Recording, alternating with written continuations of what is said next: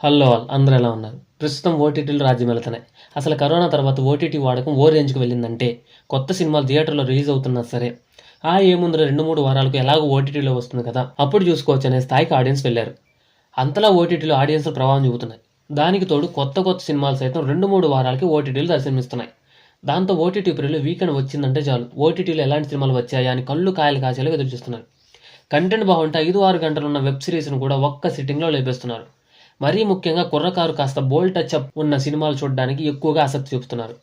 కాగా ఇప్పుడు అలాంటి ఓ క్రేజీ సినిమా స్ట్రీమింగ్ అవుతుంది. ఆ సినిమా పేరు 'పాంచాలి'. ఇదొక రొమాంటిక్ డ్రామా సినిమా. ఉల్లు ఓటీటీలో స్ట్రీమింగ్ అవుతున్న ఈ సినిమాను ఫ్యామిలీతో కలిసి అస్సలు చూడకండి. ఒంటరిగా మాత్రమే చూడండి. ఇక కథలోకి వెళ్తే 5గురు భర్తలున్న ఒక స్త్రీ చుట్టూ ఈ సినిమా కథ సాగుతుంది.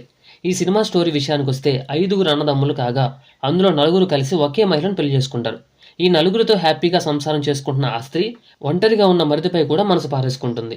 ఆ 4గురు కూడా వాళ్ళ తమ్ముడిని ఆమెను పెళ్లి చేసుకోమని ఒత్తిడి చేస్తుంటారు. కానీ ఆ మరిది మాత్రం ఒప్పుకోడు. చివరికి అనుకోకుండా ఆ మరిది వదినతో ఇమిటేట్ అవుతాడు.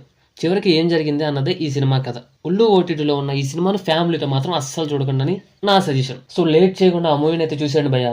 పక్కా ఎంటర్టైన్మెంట్ ఫీల్ అవుతారు.